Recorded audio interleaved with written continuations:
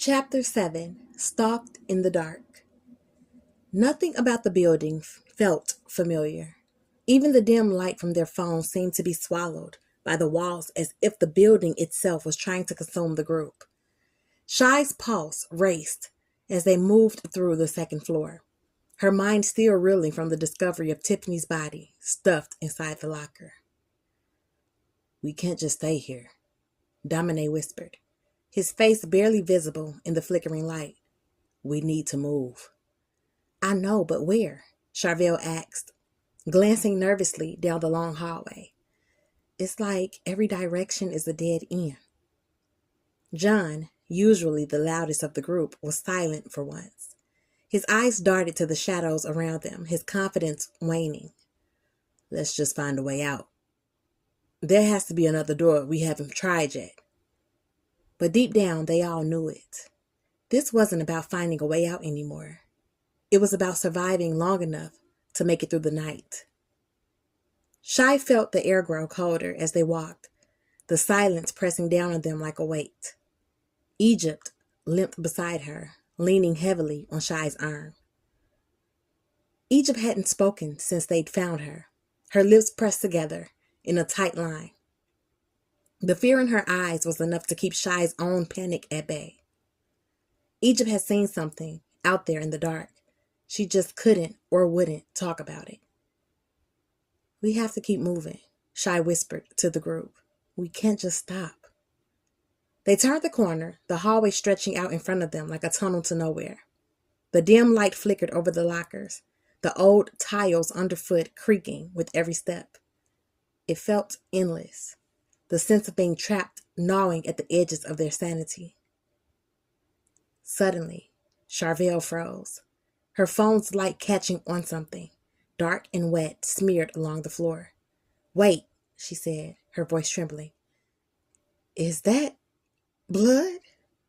Dominic crouched down, shining his light over the dark stain that ran across the tile. His face tightened as he traced the thin trail toward a nearby locker. Shy's stomach lurched. "Not again." Before anyone could speak, the sound of footsteps echoed faintly from somewhere ahead. Slow, deliberate. The hair on the back of Shy's neck stood on end as she turned toward the sound. "Someone's coming," Egypt whispered, her grip tightening on Shy's arm. The group froze, their breath held in their throats. The footsteps grew louder and closer, but they couldn't see anyone. Shy's heart hammered in her chest as her eyes darted between the shadows. And then, just as suddenly as they had started, the footsteps stopped.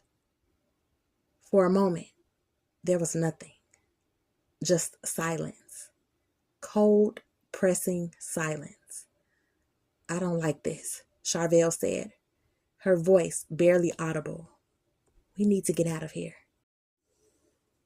As if in answer, there was a loud crash from behind them, a metallic clang that echoed down the hall, followed by the unmistakable sound of something heavy dragging across the floor. Shy's blood ran cold. "Run!" They bolted down the hallway, their phones bobbing wildly as they sprinted through the dark, the noise behind them growing louder, more menacing. Shy's mind raced as they turned corner after corner, her legs aching.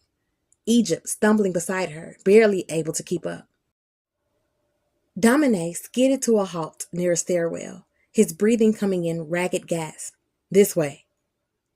The group rushed down the stairs, their hearts pounding in their chests, the fear gnawing at them as they reached the lower level. But just as they hit the first floor landing, they collided with another group: Ty, Sheena, Justine, Corderio, and Carolyn. The collision sent them all stumbling, the panic spreading between the groups like wildfire.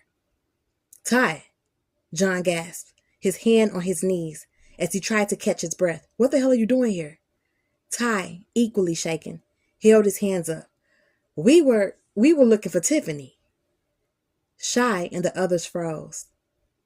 Egypt clutched Shy's arm tighter, her face pale as she stared at the other group. "Where is she?" Sheena asked, her voice trembling. "Did you find her?" John hesitated, his face tightening. He glanced at Shy, who shook her head, silently urging him not to say it. But they couldn't hide the truth.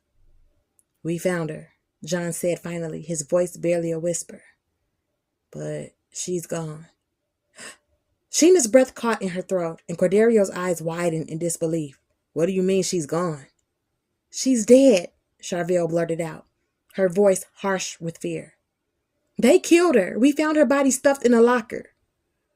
Carolyn, who had been silent the whole time, let out a low, broken sob. She clutched her shoe tighter, her eyes wide and vacant. "No," Sheena whispered, her hands flying to her mouth. "Oh my God." Ty's face paled. "You serious?" John nodded, his eyes dark with fear. "Yeah, I'm serious." For a moment, no one spoke. The weight of the revelation settled over them, suffocating the hallway in a thick blanket of grief and terror. Carolyn's sobs echoed through this silence, the reality sinking in. The killer wasn't just toying with them anymore. People were dying, and they were next. "What do we do now?" Corderio asked, his voice barely steady.